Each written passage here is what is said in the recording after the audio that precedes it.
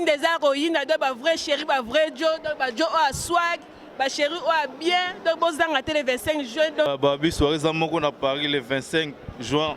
Mes frangins, Ivoire, Mali, Sénégal.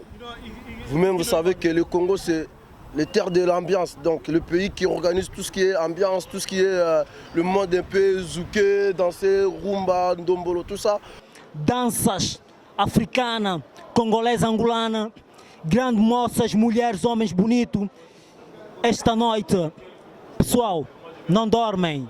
Estamos com vocês, obrigado. Azate Babi, tu as une soirée moko ou na Babi et tu à Paris et tu confirmes en Europe mobimba. La soirée à Bana Paname.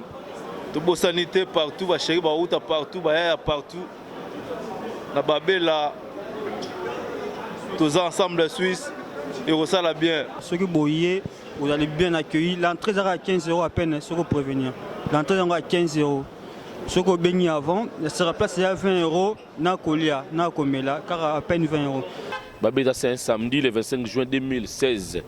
Tu vas avoir tout, Babi, na Suisse, Babi. Belgique, Allemagne, tous ensemble. Le 25 juin au métro Hoche, ça sera trop bien, on va bien s'amuser. Je compte sur vous. Allez, bisous. Le 25.